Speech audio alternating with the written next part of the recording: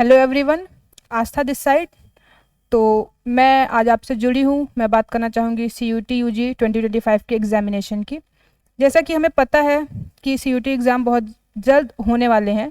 13 में अभी तक तो डेट आई है और NTA ने ऑलरेडी एडमिट कार्ड रिलीज़ कर दिया है। तो जब एग्ज़ाम पास आता है ना, तो हम दो तरह के बच्चे होते हैं, मतलब मैं भी स्टूडेंट हूँ। तो पहले बच्चे होते हैं जिन्होंने पूरे साल पढ़ा होगा, CUT के सिलेबस से एकदम रहे होंगे, एकदम अप टू डेट रहे होंगे, हर एक पढ़ाई प्रैक्टिस क्वेश्चन किए होंगे। सेकेंड स्टूडेंट्स होंगे जो अभी रिजल्ट आया है, तो कुछ होंगे कि अभी नहीं नहीं अभी रुक जाते हैं, रिजल्ट है आया है, थोड़ा वेट कर लेते हैं, आराम कर लेते हैं। तो इन दोनों स्टूडेंट्स के लिए हम आपके साथ हैं, यानी कि सहयोग आपके साथ है।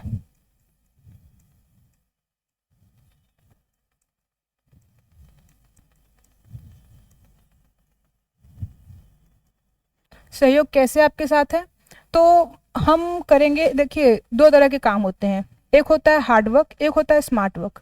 जैसे कि हमारे पास टाइम बहुत कम है, मतलब बहुत ज़्यादा ही कम है। अभी तो मतलब 13 से डेट आई है, बट अगर बहुत बढ़ते बढ़ते जाएगी, लास्ट में भी चली गई, फिर भी आप अपने सब्जेक्ट चुनेंगे, आपके बहुत डोमेन होंगे, GT होगा, लैंग्वेज होगा, तो सब पर कवर करते करते एक टाइम हो जाएगा। तो स्मार्ट वर्क हम ये करेंगे कि हम जो सिलेबस है उसको हम डिवाइड करके और सारे वन शॉट में बनाएंगे। और बेसिकली सारे एग्जामिनेशन के लिए जो बहुत इंपॉर्टेंट चीज़ होता है वो होता है PYQ। आप PYQ सॉल्व कर रहे हो ना, तो क्योंकि उसी पैटर्न पे क्वेश्चन आता है, आपको पता रहता है कि एग्जाम में कैसे क्वेश्चन आएंगे, तो आप जितनी प्रैक्टिस करोगे उतना ही बेस्ट होगा। और वो कोड भी है, practice make the man perfect. तो ठीक है, और मैं बेसिकली बात करना चाहूँगी इंग्लिश की। इंग्लिश जब हमने क्लास 12th में पढ़ा था, हमने क्लास 12th में जब इंग्लिश पढ़ा था, मतलब मैंने पढ़ा था, तो उसमें सिर्फ दो बुक थी, फ्लेमिंगो और विस्तास। उसके अलावा 4-5 मार्क्स का या 7 मार्क्स का शायद ग्रामर था। एंड आप उसके बाद हमारा लेटर राइटिंग, एडवर्टाइजमेंट बनवा लेंगे आपसे, एंड समथिंग इसी तरह से 2-3 चीज़ें करेंगे। और उसके अलावा रीडिंग कॉम्प्रिहेंशन, मतलब हमारा अनसीन पैसेज। तो ये आया था। तो अभी हम अगर बात करें तो CUT में ऐसा नहीं है, मतलब रीडिंग कॉम्प्रिहेंशन तो आता है, लेकिन ग्रामर 7 नंबर की नहीं आती है, और उसमें लिटरेचर नहीं है क्योंकि वो लैंग्वेज का एग्जाम है। तो ग्रामर इसमें बहुत ज़्यादा आती है, मतलब ज़्यादा इन द सेंस की पूरी ग्रामर ही होती है। वो कैब हो गई, और बेस हो गया, कोर हो गया, लॉजिकल हो गया। तो हमें ये देख के नहीं चलना है कि बहुत ज़्यादा सिलेबस है, क्योंकि हम अब करेंगे स्मार्ट वर्क, जैसा कि मैंने बताया, अब हम स्मार्ट वर्क करेंगे। तो देखते हैं कि स्मार्ट वर्क कैसे करेंगे।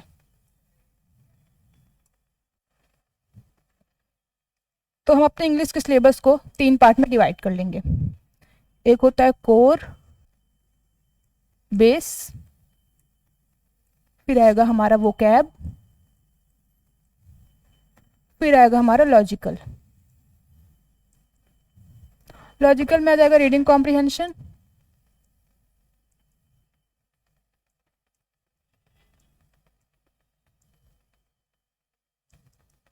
और हमारा लॉजिकल में क्या आ जाएगा, रीअरेंजिंग द पार्ट्स। ये 2 पॉइंट हमारे वोकैब में आएंगे।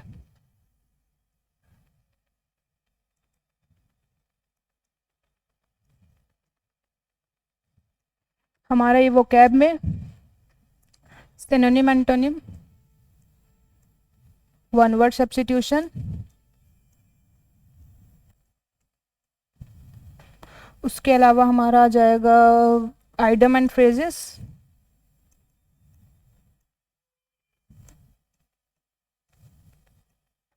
After that homophones. मतलब इसमें सारे ये वाले टॉपिक रहेंगे जो वोकेबलरी से रिलेटेड हैं, जिसके लिए हमारी वोकेब बहुत अच्छी होनी चाहिए।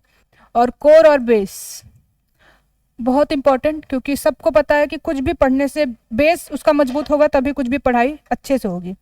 तो हम बताएंगे कि कोर और बेस में क्या होगा। वर्बल एबिलिटी सबसे पहला, और इस वर्बल एबिलिटी में भी बहुत कुछ आ जाता है। देखने में लगता है कि बस वर्बल एबिलिटीज में क्या होगा, बट इसी में आपका पूरा ग्रामर आता है, parts of speech, types of sentence, figure of speech, clauses, phrase, ये सब इसी में आएगा। उसके अलावा स्पेलिंग, फिर चूजिंग द करेक्ट वर्ड। ये है आपका सिलेबस का मेन वो कि आप अगर अपने सिलेबस को ऐसे डिवाइड करके पढ़ोगे तो एक बोलते हैं ना स्मार्ट वर्क, अब आप ऐसे पढ़ो वर्बल एबिलिटी, फिर पार्ट ऑफ स्पीच पढ़ो, फिर उसमें डीप डीप डीप पढ़ते जाओगे तो उसमें टाइम टेकिंग भी है, और क्योंकि आपके पास टाइम कम है तो आई थिंक आपको इससे जाना चाहिए और इससे बहुत ज़्यादा हेल्पफुल रहेगा। तो अब ज़्यादा टाइम वेस्ट ना करते हुए let's get to our first topic. पहला टॉपिक है हमारा सेंटेंसेस। इसको हम हिंदी में कहते हैं वाक्य। आराम से पढ़ेंगे, कोई दिक्कत नहीं है, और बहुत जल्दी कवर करेंगे, चिंता मत करिए आप लोग, और बहुत इजी वे में पढ़ेंगे, ऐसा नहीं कि बहुत टफ है। सेंटेंसेस, सेंटेंसेस की अगर डेफिनेशन में बोलूं तो है a group of words which makes complete sense. Suppose दो टाइप के मैं यहाँ पे लिखने जा रही हूँ, आप खुद गेस करिए कि कैसा है। Is he boy good?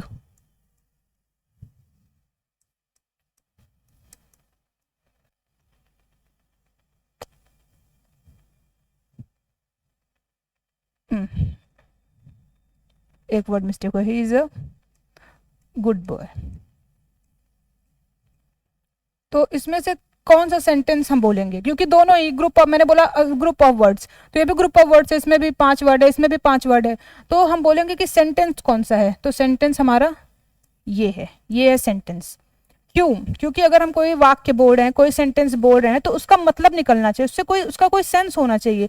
ऐसे नहीं कि हम कुछ भी बोल रहे हैं, हाँ वो नहीं है, ऐसा कुछ भी नहीं। हम हमेशा जो भी बोलेंगे उसका सेंस, उसका मीनिंग बाहर आना चाहिए। तो ये सेंटेंस है, he is a good boy. अब सेंटेंस की बात कर रहे हैं तो एक बेसिक नॉलेज जो बहुत ज़रूरी है, आपको पता होना चाहिए कि सेंटेंस बनता कैसे है। 2 एलिमेंट है सेंटेंस बनने के। तो सेंटेंस, अभी उसका टाइप भी पढ़ेंगे, लेकिन अब पहले हम जानेंगे कि सेंटेंस बनता कैसे है। सब्जेक्ट और प्रेडिकेट, इसको हम ऑब्जेक्ट भी बोलते हैं, object.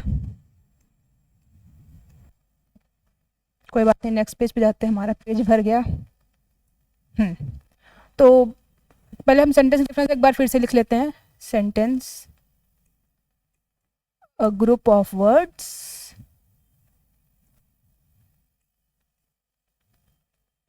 which makes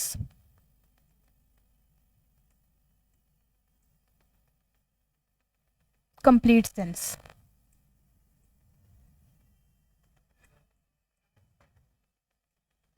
Example, Arya is a good girl. ये हमारा हो गया सेंटेंस। अब सेंटेंस बनता किसे, जैसे ये सेंटेंस है, ये किससे किससे बना है, तो हम उसके बारे में बात करेंगे।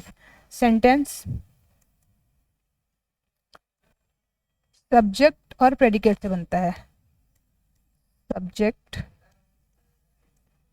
और प्रेडिकेट।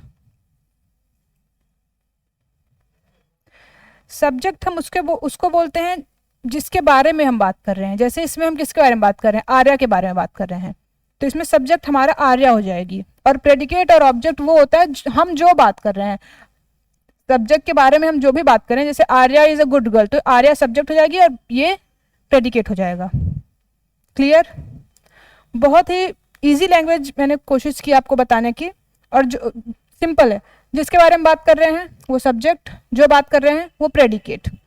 ज़्यादातर तो सब्जेक्ट हमेशा आगे ही रहता है, मतलब पहले सब्जेक्ट आएगा फिर प्रेडिकेट आएगा, बट कुछ ऐसे केसेस हैं जिसमें प्रेडिकेट पीछे भी होता है, तो एक दो एग्जांपल हम उनके देख लेते हैं।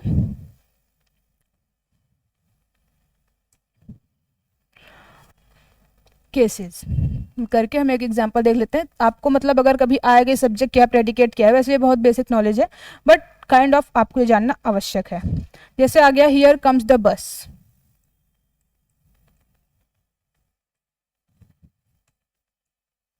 तो ऐसे लिखा तो ये नहीं है कि हियर सब्जेक्ट हो जाएगा, हम हियर के बारे में थोड़ी बात कर रहे हैं, हम बात कर रहे हैं बस के बारे में, तो हमारा सब्जेक्ट हो जाएगा, सब्जेक्ट हो जाएगा बस, और ये हमारा प्रेडिकेट हो जाएगा। तो ये है सेंटेंस, जल्दी जल्दी रिवाइज करेंगे। सेंटेंस वाक्य, a group of words which make complete sense is called subject. Subject sorry sentence. तो सेंटेंस किससे बनता है? दो दो चीज़ों से बनता है, सब्जेक्ट और प्रेडिकेट। हम जो बात करते हैं, हाँ, हम जो बात करते हैं वो हो जाएगा सब्जेक्ट, जिसके बारे में बात करते हैं वो हो जाएगा सब्जेक्ट, जो बात करते हैं वो हो जाएगा predicate.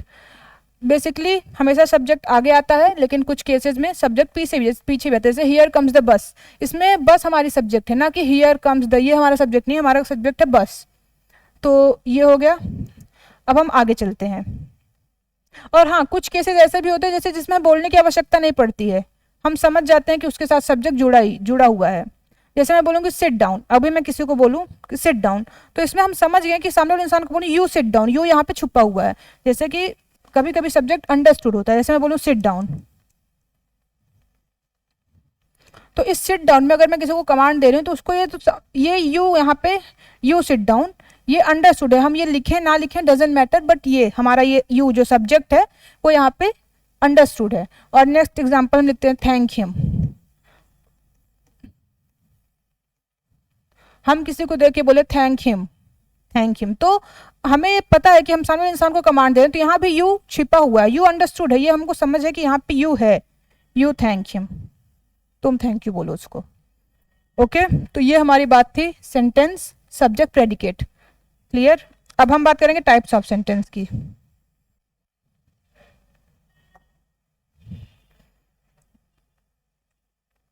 Types of sentence.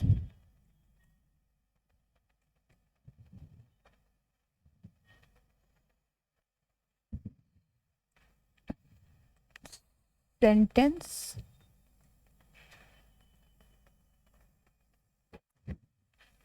Basically 4 type के सेंटेंसेस होते हैं।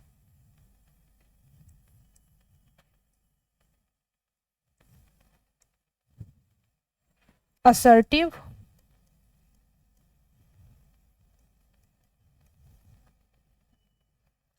इंटरोगेटिव,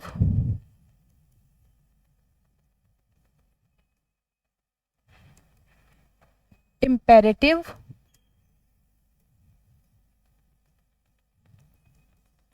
और एक्सक्लेमेटरी सेंटेंसेस।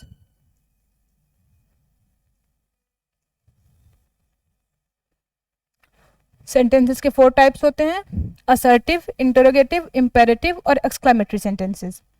तो पहले हम बात करेंगे असर्टिव सेंटेंसेस की।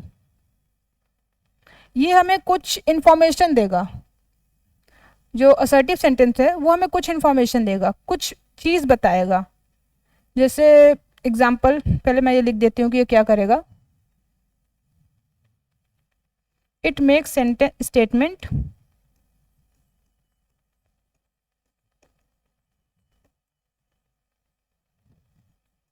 और declare something.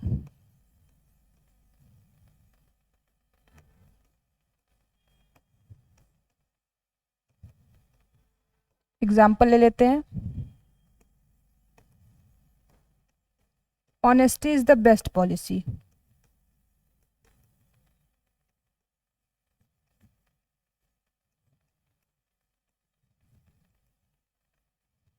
Sun rises in the east.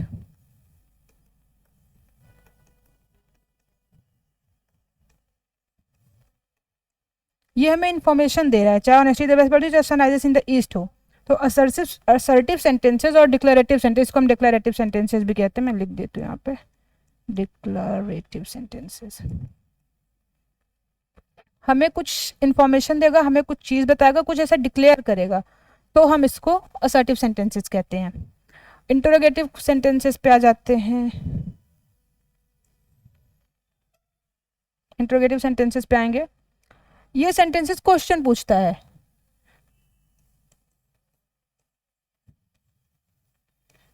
सारे सेंटेंसेस जो हमसे क्वेश्चन पूछते हैं वो अंडर इंटरोगेटिव सेंटेंस आएंगे। जैसे एग्जाम्पल हम कुछ भी ले सकते हैं, व्हाट आर यू डूइंग,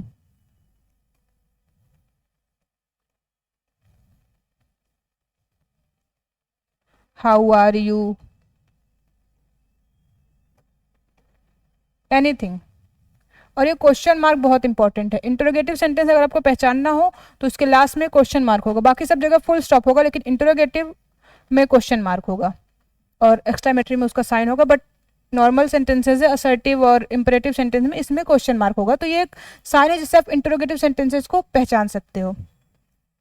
उसके अलावा जाता है इंपेरेटिव। ये जो सेंटेंसेज है वो हमें कमांड देगी, आदेश आदेश देगी या हमसे रिक्वेस्ट करेगी। इट गिव कमांड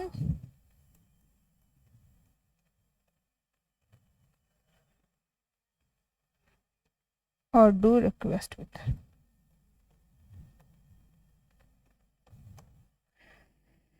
इसके examples, please give me book, close the window,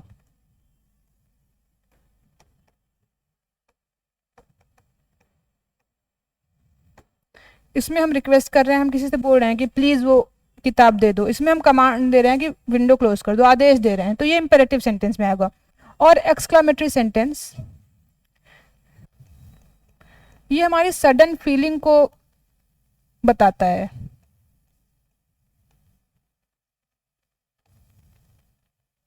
feeling और इमोशन हमारे बताता है।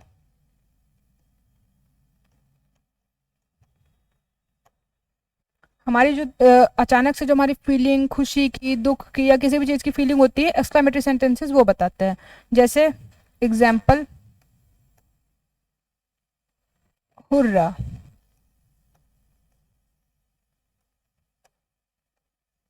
We won the match.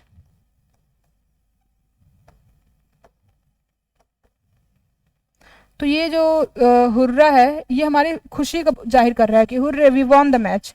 और सेकंड एग्जांपल इसका ले लेंगे, अलास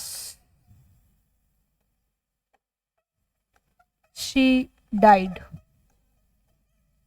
तो ये चारों टाइप हैं, ये हमारे दुख, अलास से हम अपना दुख जाहिर कर रहे हैं, हुर्रा से हम अपनी खुशी जाहिर कर रहे हैं।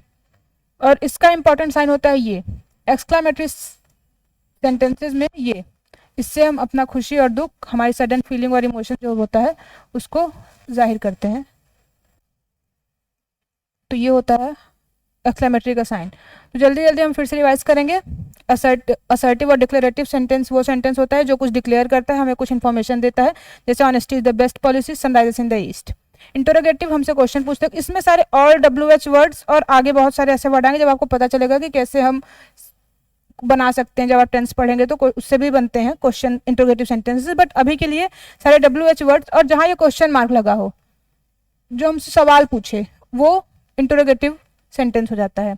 इंपेरेटिव सेंटेंस हमें कमांड देगा, आदेश देगा या रिक्वेस्ट करेगा हमसे। एक्सक्लेमेटरी में हमारी सडन फीलिंग, जो हमारे खुशी, दुख, ये जाहिर करेगा। ये हो गया। अब हम आगे बढ़ते हैं। हम अब पढ़ेंगे क्लॉज एंड फ्रेज।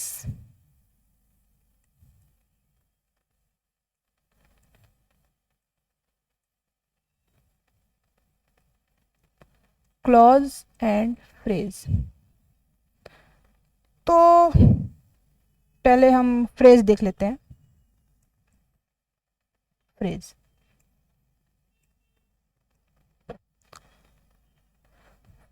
जैसे हमने सेंटेंस पढ़ा था, तो a group of word which make complete sense, it also makes sense, phrase also makes sense,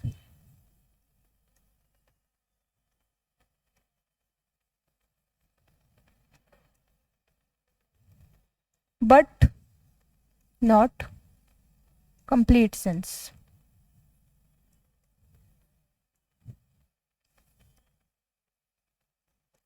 मतलब इसका मतलब तो होगा, इस जो फ्रेज होगा उसका मीन मतलब होगा, लेकिन पूरी तरीके से नहीं होगा। जैसे example, on a wall, example on a wall, दीवार पर, मतलब है इसका दीवार पर, लेकिन क्या मतलब है एकदम कंप्लीटली हमें नहीं पता है। इन the east,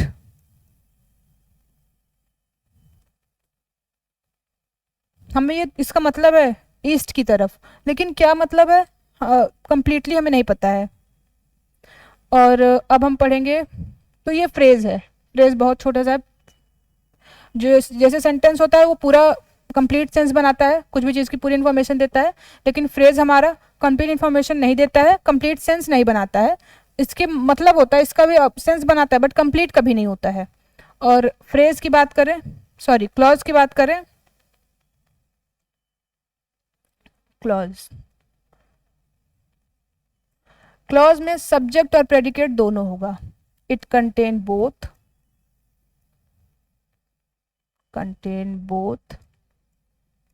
subject and predicate. Subject और प्रेडिकेट दोनों होगा इसमें। सेंटेंस का वो पार्ट जो पार्ट ऑफ सेंटेंस बनाए और बोथ सब्जेक्ट और प्रेडिकेट करे। जैसे कि एग्जांपल हम ले लेते हैं, अब आपको एग्जांपल से और क्लियर हो जाएगा। चार्ली रन्स, चार्ली दौड़ रहा है, तो इसमें सब्जेक्ट भी है चार्ली, प्रेडिकेट भी है रन्स, तो ये हमारा हो जाएगा क्लॉज। एक एग्जांपल हो गया। सेकेंड एग्जांपल हम ले लेते हैं, आई थिंक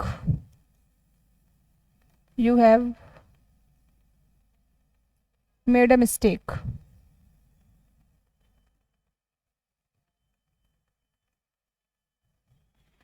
तो अगर हम ये आई थिंक हटा के you have a mistake, you have made a mistake लेंगे तो हमारे पास यू एज अ सब्जेक्ट भी है और ये हमारे पास प्रेडिकेट भी है। तो ये पार्ट ऑफ सेंटेंस बना रहे, I think you have made a mistake, ये एक सेंटेंस का पार्ट है और इसके पास सब्जेक्ट भी है, प्रेडिकेट भी है, तो ये हमारा क्लॉज कहलाएगा। क्लॉज काफ़ी टाइप के होते हैं, हम एक बार देख लेते हैं उनको भी जल्दी जल्दी। चलिए इसमें हम एक और ऐड कर देते हैं, types of clause.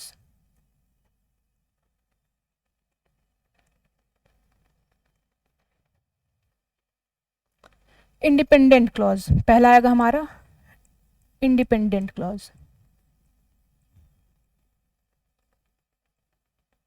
Independent clause और मेन क्लॉज, इसको हम मेन क्लॉज भी बोलते हैं।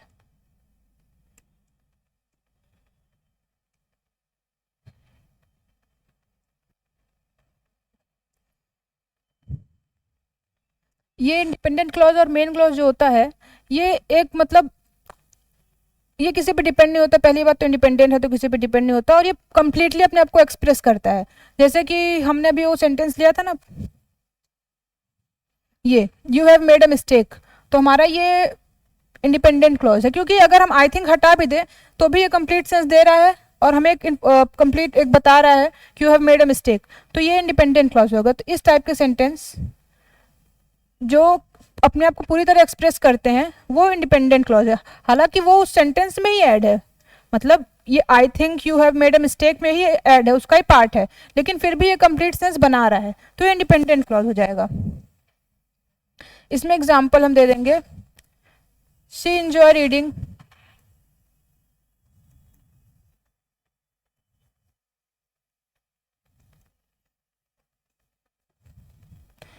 तो अभी हम इसमें भी लिखते हैं शी एंजॉय रीडिंग बुक्स, या she enjoy reading novels, she enjoy reading famous book, English book, Hindi book, but अगर हम she enjoy reading English book, English books, लेकिन अगर हम इसमें शी एंजॉय रीडिंग भी लेंगे तो ये भी एक कंप्लीट अपने आप को एक्सप्रेस कर रहा है, उसको किताबें पढ़ना पसंद है, उसको पढ़ना पसंद है, तो अपने आप को पूरी तरह से एक्सप्रेस कर रहा है और ये किसी पे डिपेंड नहीं है, तो ये हमारा हो जाएगा इंडिपेंडेंट क्लॉज और मेन क्लॉज। अब हम बात करेंगे डिपेंडेंट क्लॉज की। डिपेंडेंट क्लॉज,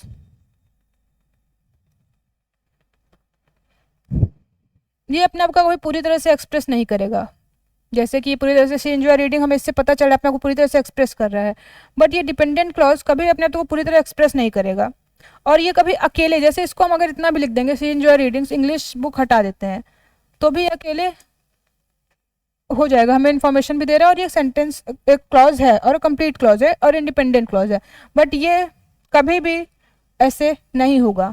अभी मैं लिख दूं, पहले एक चीज़ और है इसमें जो बहुत इंपॉर्टेंट है, ये हमेशा कंजंक्शन से स्टार्ट होता है, मतलब जनरली ये कंजंक्शन से स्टार्ट होता है। जैसे कि बिकॉज शी वॉज टायर्ड, पहला एग्जाम्पल। दूसरा हम ले लेंगे ऑल्दो इट वॉज रेनिंग,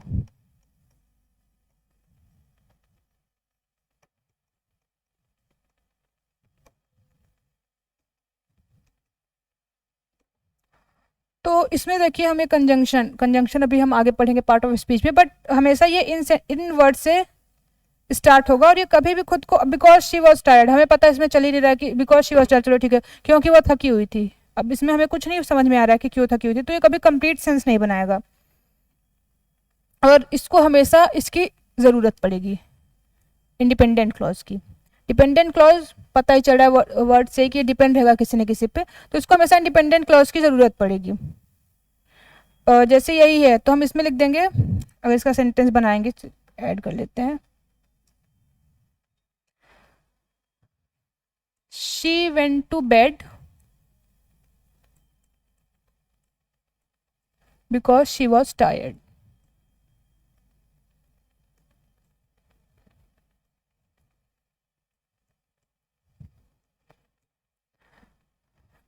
हमने इतना सेंटेंस लिया था एज ए डिपेंडेंट क्लॉज, और शी वेंट टू बेड ये इंडिपेंडेंट क्लॉज है। आप अगर सिर्फ ये सेंटेंस आके शी वेंट टू बेड देखोगे, अपने आप को एक्सप्रेस कर रहा है और किसी पे डिपेंड नहीं है पूरी तरीके से, तो ये इंडिपेंडेंट क्लॉज है। इसको कंप्लीट होने के लिए डिपेंडेंट क्लॉज को, मतलब डिपेंडेंट क्लॉज को, इसको कंप्लीट होने के लिए हमेशा इंडिपेंडेंट क्लॉज की नीड रहेगी। जैसे अब हम समझ गए she went to bed because she was tired, वह जल्दी सोने चली गई क्योंकि वह थकी हुई थी। अब ये क्लियर हो गया। बट जब हम डिपेंडेंट क्लॉज पे रहेंगे तो हमें ये क्लियर नहीं रहता है, बिकॉज शी वॉज टायर्ड ये अभी इनकम्प्लीट है। डिपेंडेंट क्लॉज को हमेशा इंडिपेंडेंट क्लॉज की नीड रहेगी। आगे चलते हैं, तो अब हम पढ़ेंगे रिलेटिव क्लॉज थर्ड।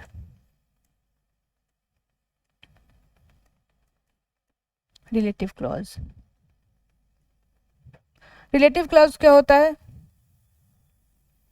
ये हमेशा प्रोनाउन से बिगिन होगा, मतलब अभी हम आपको पार्ट ऑफ स्पीच भी पढ़ाएंगे, बट उसके पहले ये हमेशा प्रोनाउन से स्टार्ट होगा। जैसे प्रोनाउन, वो भी रिलेटिव प्रोनाउन। वर्ड्स ये हमेशा ऐसे वर्ड से स्टार्ट होगा, लाइक, हु, होम, इन सब वर्ड से स्टार्ट होगा तो वो रिलेटिव क्लॉज होगा। जैसे कि द गर्ल, गंदा हो रहा है, example, the girl who won the race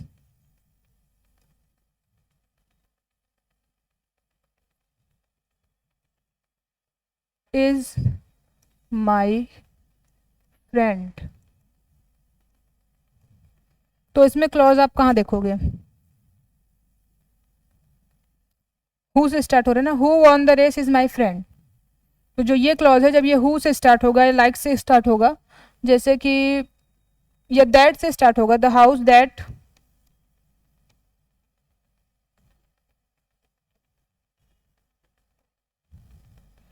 Jack build is old.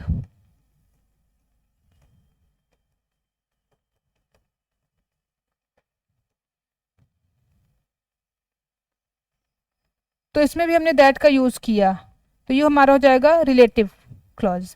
अब हम आगे बढ़ते हैं। एक जो इम्पोर्टेंट क्लॉज और है, और ये फोर्थ टाइप और लास्ट टाइप है क्लॉज का, conditional clause.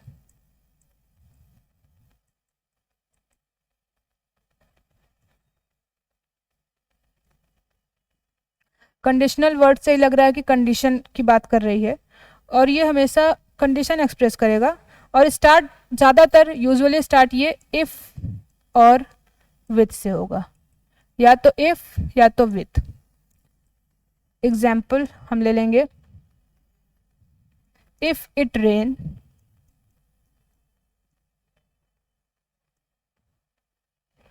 We will stay indoors या we will play endorse.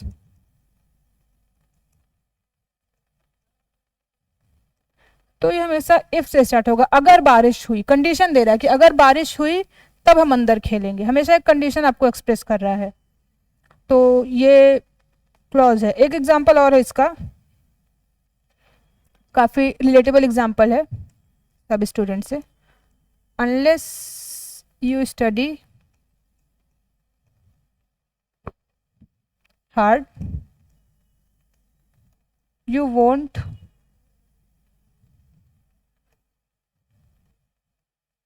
get the good marks।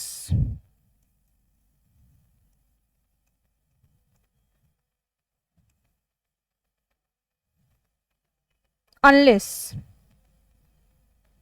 Unless भी यहाँ पे ये अनलेस से भी स्टार्ट होगा। तो अनलेस, अगर तुम मेहनत से नहीं पढ़ोगे तो तुम्हें अच्छे मार्क्स नहीं मिलेंगे। एक कंडीशन बता रहा है कि अगर तुम अच्छे से नहीं पढ़ोगे तुम्हें अच्छे मार्क्स नहीं मिलेंगे।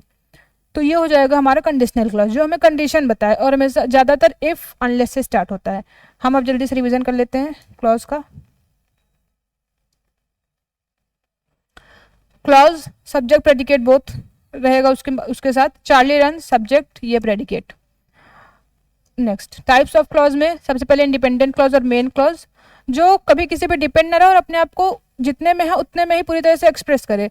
शी एंजॉयस रीडिंग, आगे इंग्लिश बुक, हिंदी बुक्स कुछ भी हो सकता है, बट शी एंजॉयस रीडिंग ये अपने आप को कंप्लीटली बता रहा है, तो ये इंडिपेंडेंट क्लॉज हो जाएगा। डिपेंडेंट क्लॉज जो कभी भी कंप्लीट नहीं होगा, बिकॉज शी वॉज टायर्ड, क्योंकि वह थकी हुई थी, हमें नहीं पता कि क्यों थकी हुई थी। ये डिपेंडेंट क्लॉज को हमेशा इंडिपेंडेंट क्लॉज की हेल्प चाहिए होगी। She went to bed because she was tired, she went to bed एक इंडिपेंडेंट क्लॉज है, इसको जरूरत नहीं है किसी की, बट ये because she was tired is dependent clause और इसको हमेशा इंडिपेंडेंट क्लॉज की नीड रहेगी अपने आप को कंप्लीट करने के लिए। तो इसका मीनिंग हमें अब पता चला, because she was tired dependent clause था, जब वो इंडिपेंडेंट क्लॉज से जुड़ा she went to bed because she was tired. अब हम पढ़ते हैं रिलेटिव क्लॉज। रिलेटिव क्लॉज हमेशा लाइक, हुम से स्टार्ट होगा। The girl who won the race is my friend, जो लड़की रेस जीती वो मेरी दोस्त है।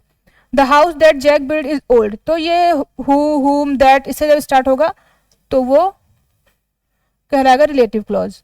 अब हम कंडीशनल क्लॉज की बात करते हैं, जो आपको कंडीशन दे कि अगर ऐसा हुआ तो ये होगा, अगर तुमने पढ़ाई नहीं की तो तुम्हें अच्छे मार्क्स नहीं मिलेंगे, या अगर बारिश हुई तो हम अंदर रहेंगे, अंदर खेलेंगे, तो ये हमारा हो जाएगा conditional clause.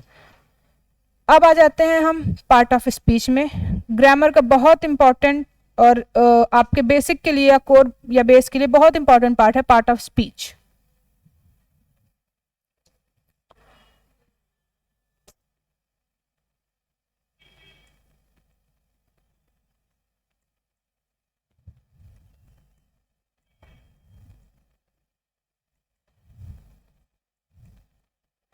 Parts of speech, जो शब्द है ना उनको डिफरेंट काइंड क्लास में डिवाइड किया गया है, जिसको हम पार्ट ऑफ स्पीच कहते हैं।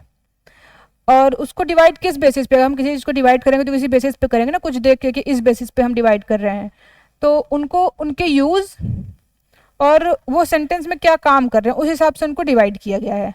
तो टोटल हमारे पास 8 पार्ट ऑफ स्पीच हैं।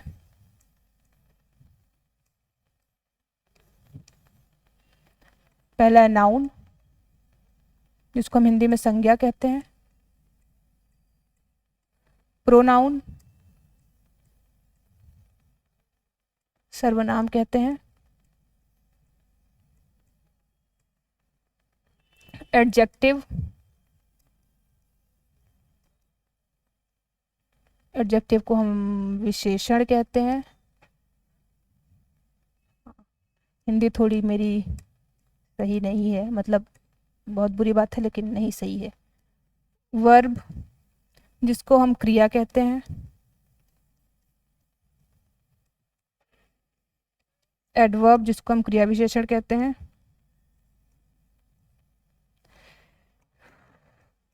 बड़े बड़े वर्ड है इसमें।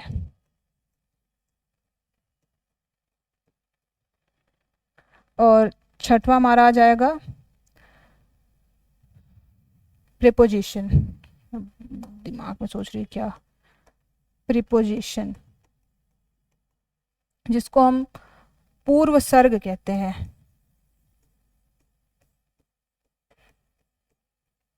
सर्ग। इसके अलावा हमारा छठवां सातवां जाएगा कंजंक्शन,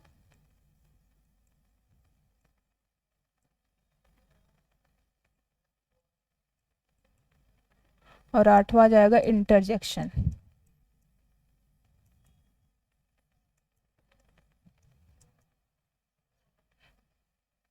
कंजंक्शन को हम हिंदी में कहते हैं संयोजक, और इसको विस्मयादि बोधक, विस्मयादि बोधक। हिंदी की राइटिंग थोड़ी सी मेरी ख़राब है, इंग्लिश की भी उतनी अच्छी नहीं है, लेकिन काम चलाना पड़ेगा। तो ये हमारे 8 पार्ट ऑफ स्पीच है। अभी मैं आपको बोलूँ कि आपको ये सब पढ़ना है, ये सब इंपॉर्टेंट है सीयूईटी के लिए, तो आपको लगेगा अभी कितना ज़्यादा सिलेबस है, कितना ही ज़्यादा सिलेबस है, अभी आपके लिए कितना बाकी है। लेकिन चिंता करने की ज़रूरत नहीं है, वी आर विथ यू, सहयोग इज़ विथ यू। तो इसमें से अगर मैं बोलूँ जो इम्पोर्टेंट है, इम्पोर्टेंट सारे ही हैं, पढ़ना इंपॉर्टेंट है, क्योंकि अगर आप नहीं जानोगे कि नाउन किसे कहते हैं, एडवर्ब किसे कहते हैं, एडजेक्टिव किसे कहते हैं, इंटरजेक्शन कंजंक्शन किसे कहते हैं, तो आप कुछ भी चीज़ होगा ग्रामर का आप इजिली सॉल्व नहीं कर पाओगे। चाहे वो रीअरेंजमेंट आज आपको पता ही नहीं है कि उसमें नाउन क्या है, क्या पहले लगेगा क्या बाद में लगेगा, तो आप नहीं सॉल्व कर सकते। लेकिन जो मोस्ट अगर आप बोलो जिससे क्वेश्चन डायरेक्ट आते हैं, तो एक होगा नाउन। आपके लिए प्रीपोजिशन मस्ट इंपॉर्टेंट है सीयूईटी के लिए, मतलब प्रीपोजिशन से क्वेश्चन आए हैं 2-3 साल में, तो आए हैं पिछले के, और कंजंक्शन भी, एंड यस एडवर्ब ऑल्सो। ये 4 टॉपिक है, इंपॉर्टेंट सभी है, पढ़ना आपको सभी, और हम जल्दी कराएंगे, जल्दी कवर कराएंगे। लेकिन प्रीपोजिशन, एडवर्ब, कंजंक्शन और नाउन, इससे डायरेक्ट क्वेश्चन आते हैं। नाउन क्वेश्चन मतलब ऐसे नहीं बोलेगा कि व्हाट इज नाउन, ऑब्वियसली आपको पता है कि एमसीक्यू है, तो थोड़ा सा घुमा के एनटीए क्वेश्चन पूछेगा। लेकिन एडवर्ब और प्रीपोजिशन, कंजंक्शन, ये सब बहुत इंपॉर्टेंट है। तो चलिए हम स्टार्ट करते हैं नाउन से। नाउन डेफिनेशन की अगर बात करें तो noun is the name of person, place और थिंग्स।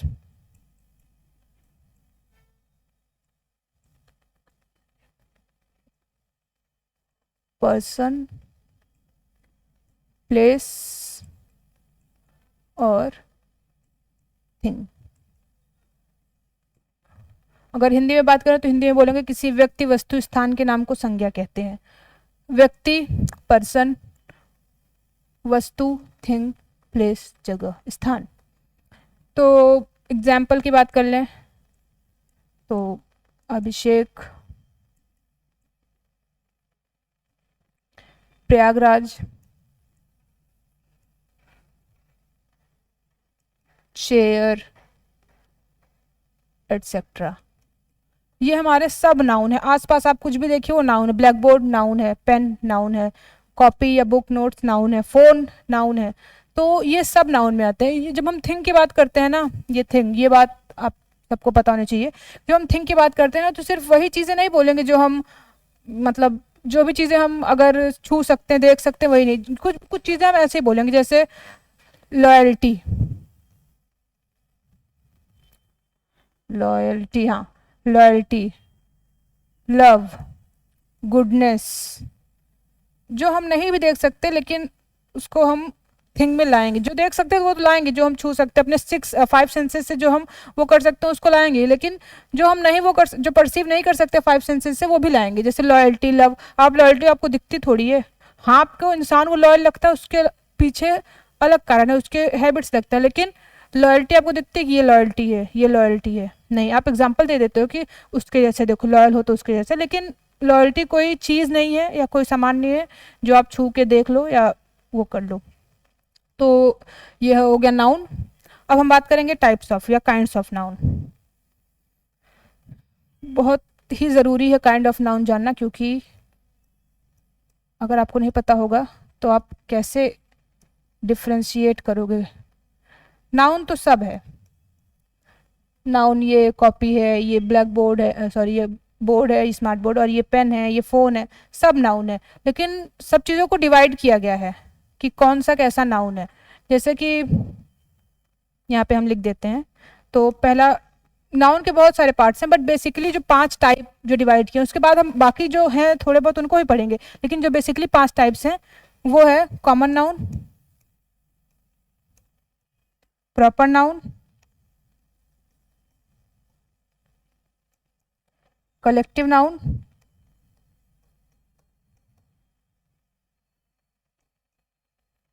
कलेक्टिव नाउन के बाद आएगा एब्स्ट्रैक्ट नाउन और मटेरियल नाउन।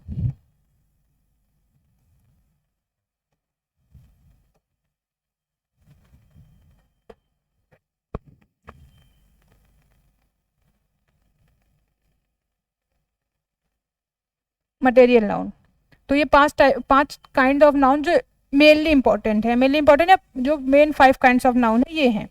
अब हम इनके बारे में थोड़ा थोड़ा जानते हैं, ब्रीफ में जानेंगे, ज़्यादा डीप में जाने की ज़रूरत नहीं है। तो ऐड डिवाइड कर लेते हैं, उससे जल्दी जल्दी हो जाएगा। कॉमन, प्रॉपर, कलेक्टिव, अब्स्ट्रैक्ट और मटेरियल।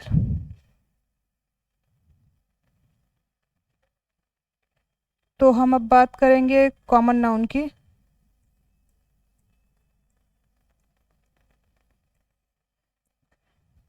कॉमन नाउन में सबसे पहले आ जाएगा जो हम जनरल चीज़ें, जैसे अगर हम बोलें कि गर्ल, तो ये जनरल है, सभी लड़कियों को हम इंडिकेट कर रहे हैं। चेयर कॉमन नाउन हो जाएगा। सिटी कॉमन नाउन हो जाएगा, किसी स्पेसिफिक सिटी को हमने नहीं बोला, हमने नॉर्मल बोला सिटी, उसमें सारी सिटीज आ सकती हैं। तो रिफर टू जनरल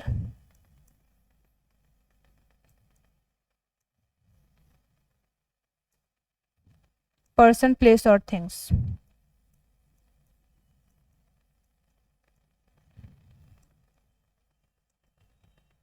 एग्जाम्पल पे हम ले लेंगे गर्ल, बॉय, सिटी,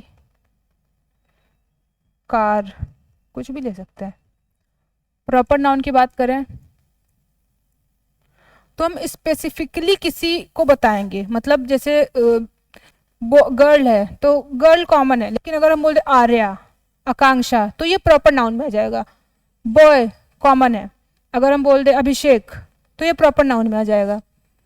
सिटी में अगर हम बोलते हैं सिटी, तो हम सभी सिटी को रिफर कर रहे हैं, लेकिन अगर हम बोलते हैं प्रयागराज या कोई भी सिटी बोल देते, प्रतापगढ़, प्रयागराज जो आसपास है, दिल्ली, दिल्ली तो सिटी नहीं है दिल्ली, लेकिन अगर हम बोल दें तो ये सब हमारा प्रॉपर नाउन में जाएगा। कार नॉर्मल, अगर हम बोलते टोयोटा, तो कार वो प्रॉपर नाउन बन जाएगा। मतलब स्पेसिफिकली किसी को इंडिकेट करना प्रॉपर नाउन होता है। Specifically refer to specific person, place और थिंग। एग्जाम्पल ले लेते हैं हम आर्या, सिटी में हम ले लेते हैं इंदौर, कार में कुछ भी ले लीजिए, टोयोटा ले लीजिए, एटसेट्रा एंड एटसेट्रा। एटसेट्रा लगाना भूल गई थी। तो कॉमन नाउन है जो जनरल वे में आप सबको रिफर करें, गर्ल, बॉय, सिटी, ये सब कॉमन नाउन है। और प्रॉपर नाउन में जब आएंगे तो स्पेसिफिकली किसी एक चीज को या किसी एक इंसान को रिफर करें तो वो प्रॉपर नाउन में आ जाएगा। अब हम बात करते हैं कलेक्टिव नाउन की। ये हमेशा ग्रुप को रिफर करेगा, ग्रुप ऑफ इंडिविजुअल और किसी भी चीज़ों को। जैसे हिंदी में बोलते हैं भीड़, तो भीड़ तो लोगों का वो है, तो उसको भीड़ बोलेंगे, लेकिन ये ग्रुप को किसी भी refer to group of individual और things.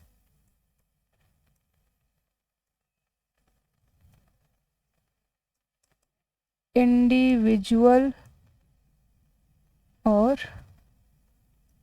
Thing, groups of individual और थिंग्स। जैसे इसमें हम एग्जांपल ले लेंगे, बंच ऑफ कीज, टीम आप कभी किसी एक लोगों को आप टीम नहीं बोलोगे, अभी एक इंसान आप उसको बोलोगे कि टीम है, नहीं। टीम हमेशा 2-4, एक ग्रुप को हम टीम बोलते हैं। बंच ऑफ टीम हो गया। उसके अलावा हो जाएगा हमारा बुके ऑफ फ्लावर्स या बुके ही, बुके बोलेंगे तो बुके हम ऐसे नहीं बोलेंगे कि बुके ऑफ फ्लावर्स, बुके। और bunch of keys, team, bouquet, ऐसे बहुत सारे जानवरों के जब बंच होते हैं उनको भी बंच नहीं, जानवरों का जब होता है तो उसको भी हम बोलते हैं। तो वो सब कलेक्टिव नाउन में आता है। ग्रुप किसी भी चीज़ का, इंसान का हो सकता है, जानवर का हो सकता है, चीज़ों का हो सकता है, कुछ भी। बंच ऑफ ग्रेप्स तो अंगूरों का गुच्छा, चाबियों का गुच्छा।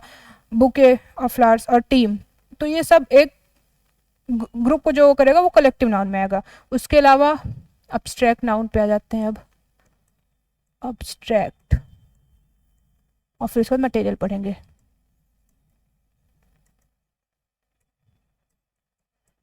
अब्स्ट्रैक्ट नाउन, आवाज, हाँ, जो ऐसे आइडिया और इमोशन को रिफर करे जिनको हम नहीं टच, जो आपको बता रही थी ना कि वो थिंक दो टाइप की होती हैं, एक जिनको हम परसीव कर सकते हैं अपने 5 सेंसेस से, और एक को जिसको जिनको हम नहीं कर सकते हैं। तो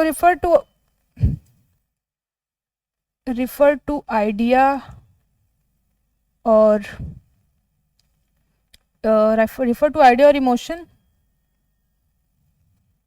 हाँ, आइडिया और इमोशन, आइडिया एंड इमोशन, और गर्ल्स, आइडिया और इमोशन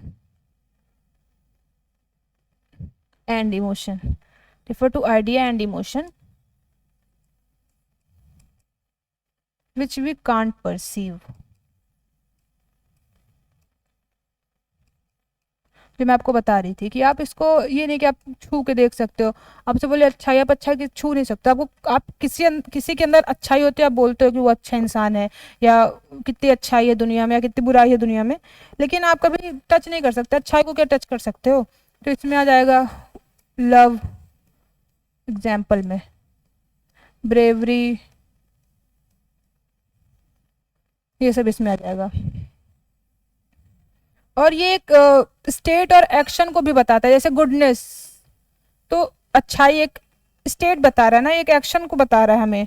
और उसके अलावा काइंडनेस, जजमेंट, ये सब एक, अब जजमेंट आप किसी की टच नहीं कर सकते हो, लेकिन हमें जब ये रिफर करे जिसको हम परसीव भी नहीं कर सकते, और एक हमें स्टेट और एक्शन को बताता है, वो अब्स्ट्रैक्ट नाउन में आएगा। मटेरियल नाउन में हम चीज़ों की बात करते हैं, जिससे मैटर और सब्सटेंस जैसे चीज़ बनी हुई है, जैसे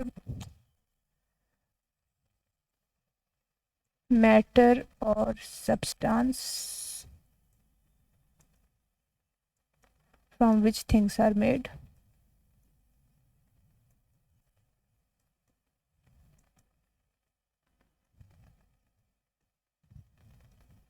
एग्जाम्पल गोल्ड, सिल्वर, आयरन, कुछ भी ले सकते हो आप, एटसेट्रा, इसमें भी एटसेट्रा। तो ये पहले तो 5 मेन काइंड ऑफ नाउन है। इसके अलावा भी कुछ नाउन है जो हमें जानना बहुत ज़रूरी है और ग्रामर में काफ़ी हेल्प करते हैं। सबसे पहले आएगा countable, uncountable. Countable, uncountable. Countable which we can count,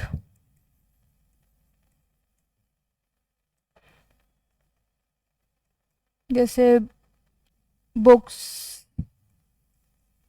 fingers, ये सब काउंटेबल नाउन में आएगा। Uncountable which we can't,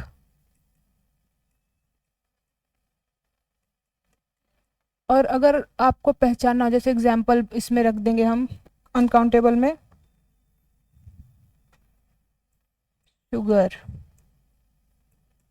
gold. अब आपको लगेगा कि शुगर कैसे होता है, हम तो बोलते हैं कि 1 kg शुगर, 1 किलो चीनी हम बोलते हैं, लेकिन आप वो उसकी अमाउंट बताते हो, आप उसको काउंट नहीं कर रहे हो, 1 शुगर 2 शुगर ऐसे काउंट नहीं कर सकते। अगर आप करोगे तो मतलब मेनली अनकाउंटेबल होता है वो हमेशा मटेरियल नाउन को ही रिफर करता है, जिसको हम हिंदी में द्रव्यवाचक संज्ञा कहते हैं शायद। अनकाउंटेबल में ऑनेस्टी भी आती है। अब आप बता सकते हो कि कोई कितना ऑनेस्ट है, अमाउंट आप यही बोल सकते हो, बहुत ऑनेस्ट है, बहुत अच्छा है, बहुत बुरा है। तो लेकिन आप ये नहीं बता सकते कि, अब आप उसको नहीं बता सकते कि 1 ऑनेस्ट है, 2 ऑनेस्ट है, ये नहीं बता सकते। आप बोलोगे कि बहुत ऑनेस्ट है, बहुत कम ऑनेस्ट है।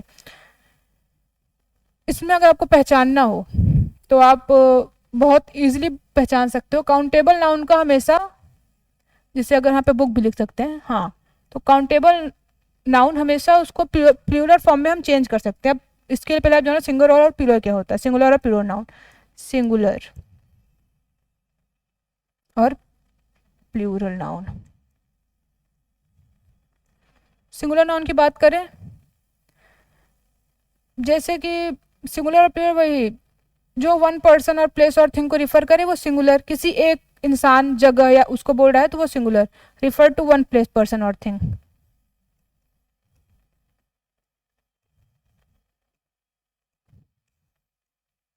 प्लेस और थिंग। अब प्लूरल में refer to more than one place person और thing, more than one person place और थिंग। एग्जाम्पल देख लीजिए सिंगुलर और प्लूरल के, तो काफ़ी इजी है, समझ में आ गया होगा कि जब हम किसी एक चीज़, वस्तु, व्यक्ति, स्थान की बात करें तो सिंगुलर, एक से ज़्यादा की बात करें तो प्लूरल। तो सिंगुलर की जब हम बात करेंगे तो कैट, डॉग, बुक, यही जब हम इसमें प्लूरल में चेंज करेंगे इनको, जब एक से ज़्यादा बिल्लियाँ तो हम बोलेंगे कैट्स। एस या ई एस मेनली जुड़ता है, उसके अलावा भी कई फॉर्म है चेंज करने के, लेकिन वो हम आगे पढ़ेंगे धीरे धीरे, पहले हम ये जानते हैं। तो हम कैट्स, डॉग्स, बुक्स, तो ये सिंगुलर और प्लूरल हो गया, ये भी सिंगुलर और प्लूरल नाउन आते हैं। जो काउंटेबल चीज़ें होंगी ना, आप उसको हमेशा प्लूरल फॉर्म में चेंज कर लोगे। जैसे आप बुक को बुक्स कर सकते हो, लेकिन आप शुगर को कभी शुगर्स बोलते हो? आप हाँ ये बोलते हो 1 kg शुगर, लेकिन वो आपका प्लूरल फॉर्म में चेंज करना नहीं हुआ। आप कोई बोलते हो 1 kg गोल्ड्स, गोल्ड्स तो नहीं बोलते हो आप। अगर हम गोल्ड मेडल की बात करते हैं, अगर एक ज़्यादा मेडल, तो हम गोल्ड मेडल्स बोलते हैं। कभी गोल्ड मेडल सुना है कि गोल्ड्स मेडल? नहीं, गोल्ड मेडल्स। तो हमेशा जो काउंटेबल नाउन होगा वो प्लूरल फॉर्म में चेंज हो जाएगा, लेकिन जो अनकाउंटेबल नाउन होगा हम उसको प्लूरल फॉर्म, ऑनेस्टी का प्लूरल फॉर्म आप क्या बनाओगे? ऑनेस्टीज नहीं बनती, ऑनेस्टी ऑनेस्टी ही रहेगी, वो प्लूरल फॉर्म में चेंज नहीं होगी। जैसे गोल्ड गोल्ड ही रहेगा। तो ये हमारे कुछ और टाइप्स ऑफ नाउन है जो आपको पता होने चाहिए। अब हम बात करेंगे प्रोनाउन की। एक और नाउन है कंपाउंड नाउन, इसको मैं कहाँ, चलिए नेक्स्ट पे बता देती हूँ। कंपाउंड नाउन, ये सब अदर बेसिक नाउन है, आप मेनली वो 5 है, उसके अलावा ये सब पता होनी चाहिए, क्योंकि आपको ये पता नहीं होगा तो काफ़ी कोर और बेस से ये है। कंपाउंड जो दो, मेड अप ऑफ 2 और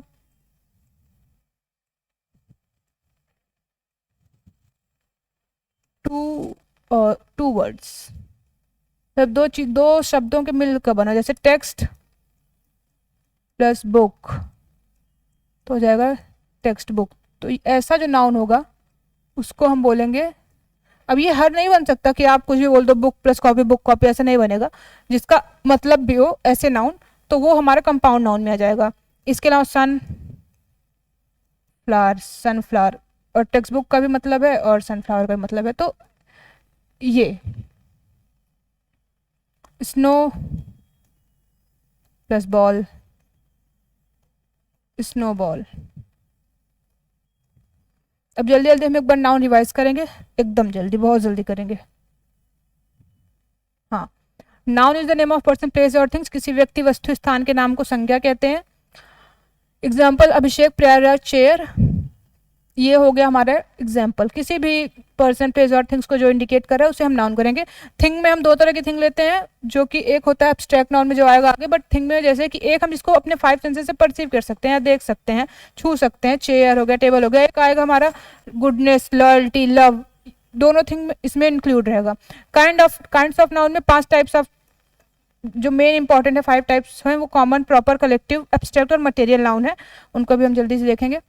कॉमन नाउन जनरल पर्सन और प्लेस थिंग की बात करेगा, जनरली जो हम बोलते हैं लड़की, लड़के, ये सब नॉर्मली। तो ये हमारा मतलब किसी को स्पेसिफिकली नहीं बोला, किसी का स्पेसिफिकली नाम नहीं लिया, ये हमारा हो जाएगा कॉमन नाउन। प्रॉपर नाउन में हम किसी स्पेसिफिक पर्सन को बोलेंगे, पर्सन, प्लेस और थिंग्स, तो इसमें हो जाएगा आर्या, इंदौर, टोयोटा। फिर कलेक्टिव में ग्रुप, इंडिविजुअल्स का ग्रुप हो सकता है, चीज़ों का ग्रुप हो सकता है, तो वो हमारे कलेक्टिव नाउन में आ जाएगा। बुके हो गया, टीम हो गई, बंच ऑफ कीज हो गया। एब्स्ट्रैक्ट में आइडिया इमोशन जो हम परसीव नहीं कर सकते, वही जो मैं थिंक की बात कर रही थी, वो एब्स्ट्रैक्ट नाउन में आएगा, जिसको हम परसीव नहीं कर सकते, जैसे ब्रेवरी, लव, हम इसको छू नहीं सकते या देख नहीं सकते, फील कर सकते हैं। मटेरियल, मैटर और सब्सटेंस, जिससे द्रव्यवाचक बोलते हैं, जिससे जैसे मैटर, मटेरियलिस्टिक थिंग, वो उसमें आएगी। मैटर्स जैसे गोल्ड, सिल्वर, आयरन एटसेट्रा। जो और कुछ बेसिक नाउन है वो काउंटेबल नाउन में आ जाएंगे। काउंटेबल नाउन जो हम काउंट कर सकते हैं अपने फिंगर्स पे या नंबर्स में जो काउंट कर सकते हैं। अनकाउंटेबल मतलब नंबर्स में नहीं, जिनको हम काउंट कर सकते हैं। अनकाउंटेबल जिन्हें हम काउंट नहीं कर सकते हैं। काउंटेबल नाउन पहचानना हो तो वो उनका हमेशा प्लूरल फॉर्म होता है, अनकाउंटेबल नाउन कोई प्लूरल फॉर्म में चेंज होगा ही नहीं। और फिर सिंगुलर नाउन जो किसी एक अगर हम किसी एक व्यक्ति, वस्तु, स्थान को रिफर कर रहे हैं तो वो सिंगुलर नाउन में आ जाएगा। प्लूरल नाउन अगर हम एक से ज़्यादा को कर रहे हैं तो प्लूरल नाउन में आ जाएगा। लेट्स मूव फॉरवर्ड, आगे चलते हैं। अब हम बात करेंगे प्रोनाउन की। प्रोनाउन, प्रोनाउन की बहुत जल्दी बात करेंगे क्योंकि ज़्यादा कुछ है नहीं इसमें पढ़ने के लिए, है डीप में, लेकिन हमें बस बेसिक नॉलेज देना जिससे हमारा भी काम हो जाए। डीप में पढ़ना है तो फिर ग्रामर काफ़ी बड़ी है। तो प्रोनाउन की अगर हम बात करेंगे, आप अगर चलिए नॉर्मली बात करते हैं, अगर हम जनरली में जब किसी से बात भी करते हैं, हम डेली बेसिस पे प्रोनाउन यूज़ करते हैं, हमें बस पता नहीं होता है। अगर हम किसी भी बच्चे की या किसी के बारे में बात कर रहे हैं, सपोज एक कोई भी एक लड़की, इसका नाम आकांक्षा है, तो हम बोलेंगे आकांक्षा एक लड़की है, आकांक्षा इसी स्कूल में पढ़ती है, आकांक्षा को ये पसंद है। आकांक्षा को हम ऐसे बात नहीं करते, हम क्या बोलते हैं, आकांक्षा एक लड़की है, वो इस स्कूल में पढ़ती है, उसको खाने में जो ये जो आ रहा है, उसको, वह, यह, यही होता है हमारा प्रोनाउन। जब हम नाउन, प्रोनाउन हमेशा नाउन की जगह पे यूज होता है। A word which is used instead of noun, instead of noun, noun की जगह पे।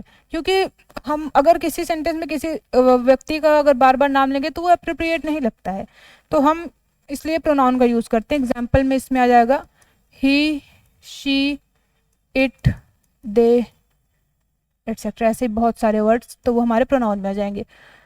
प्रोनाउन में भी टाइप हैं, लेकिन हम पढ़ेंगे 8 टाइप ऑफ प्रोनाउन हैं, जिसमें से इम्पॉर्टेंट सारे ही हैं, लेकिन एक बार एक देख लेते हैं, नहीं तो छूट जाएगा, तो आपको लगेगा जल्दी कराने के चक्कर में छोड़ना नहीं चाहती मैं। काइंड्स ऑफ प्रोनाउन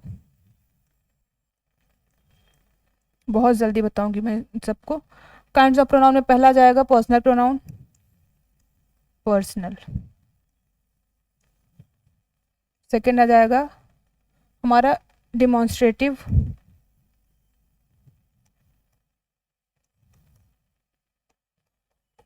थर्ड आ जाएगा हमारा इंटरोगेटिव,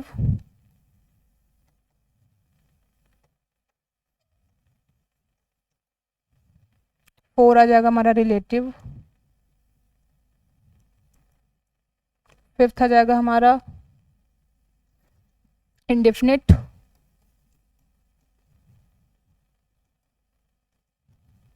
सिक्स्थ आ जाएगा हमारा रेसिप्रोकल। वैसे इसके अलावा बहुत टाइप ऑफ प्रोनाउन हैं, लेकिन हमें बेसिकली यही पढ़ने हैं, या आपको जो पता होना चाहिए वो यही 8 प्रोनाउन हैं। रिफ्लेक्सिव, और 8वां आ जाएगा पॉजिटिव।